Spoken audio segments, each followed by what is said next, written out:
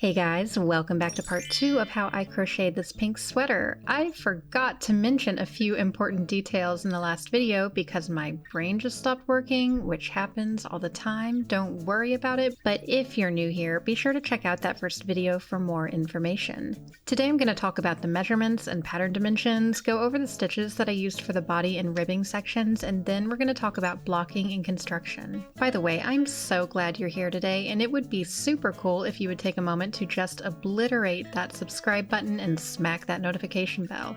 Anyway, the pattern I originally traced was this bridal accessory sewing pattern, but after making some adjustments, subtracting the darts, and getting rid of the seam allowances, I ended up with an almost entirely new pattern. What I forgot to include in the last video were the finished pattern dimensions. I went ahead and remeasured everything, including my own body, sort of, and these are the measurements that I came up with. You can also just take the measurements of a piece of clothing that you already own and copy those down if that's easier. The ribbing is either 2 or 3 inches wide, and since it's the last step of making this sweater, it's easy to just keep on adding rows until you're happy with the length. I don't know about you, but I never say no to an extra couple of inches. I'm hilarious. Anyway, I took the time out of my busy schedule to draw out this stitch chart for my fellow visually inclined learners. The main parts of this sweater are worked in a half double crochet cluster stitch, starting with an odd number of chains in your foundation row, plus your 2 turning chains. You're going to work 2 half double crochets into every other foundation chain, skipping a chain between each cluster. At the end of each row, you'll chain 2 and turn. Keep in mind that the turning chain does count as half of a cluster and that you'll always be working on top of the previous cluster and not in the spaces in between. This stitch can also be worked in single or double crochet if that's how you want to live your life, and I'm not here to judge you, but I really do like the half double crochet version of this stitch, and I tend to use it a lot for a variety of different projects. It's just that versatile.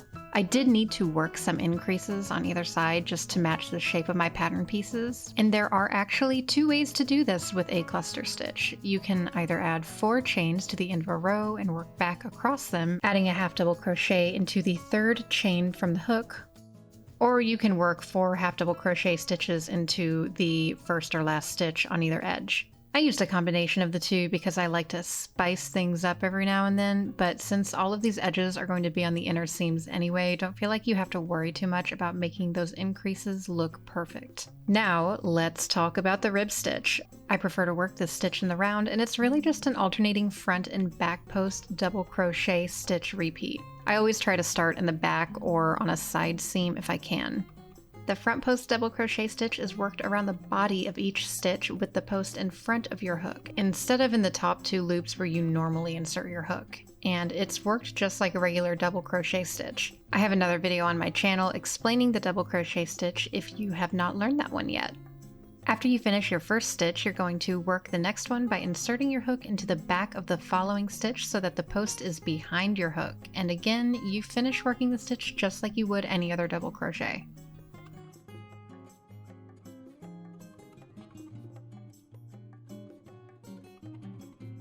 From there, you're just going to alternate front and back posts, going around each individual half double crochet stitch.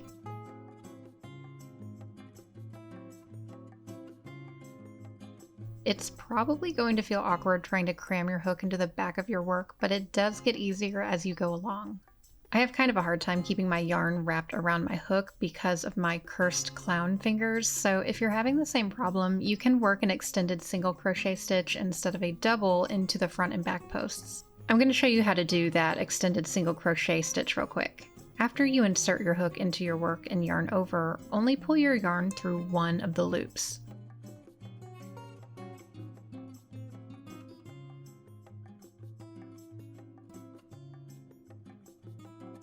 Yarn over again, and then pull it through both of the loops on your hook. This looks and feels almost identical to the front and back post double crochet, but it just eliminates that initial yarn over that you would normally do to begin a double crochet stitch. Now, I worked a decrease into each corner on every round when I was working on the neckline, and it's insanely easy to decrease when you're working with ribbing. All you have to do is insert your hook through 2 front posts, working 1 front post double crochet stitch around both posts.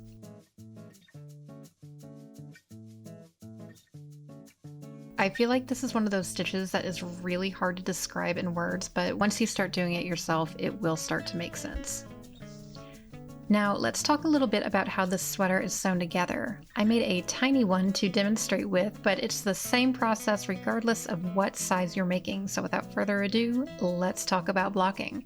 I use the steam setting on my iron to block each piece individually before I weave in any of the ends or do the ribbing. You don't want to put the iron directly on the fabric or stretch it out too much, but with that said, I do tend to go a little bit overboard when I'm blocking in general.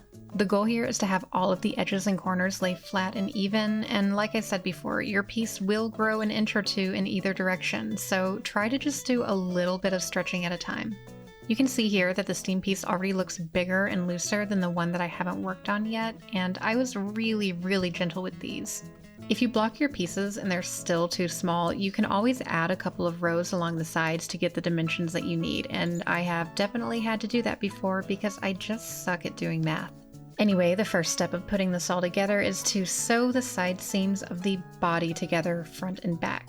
Here I am hitting that with steam again to make it lay flat, and then you do the same thing for the sleeves, sewing them up along the short edges so that you end up with a U shape on the inner side. In theory, this should be a fairly close match to the U shape on either side of the body of the sweater.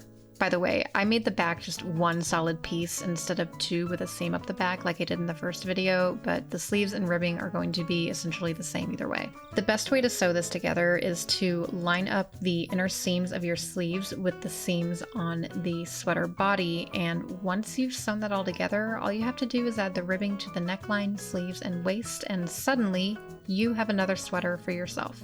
Or a frog. Anyway, I hope that was helpful. Thank you for watching, and I will definitely see you next time.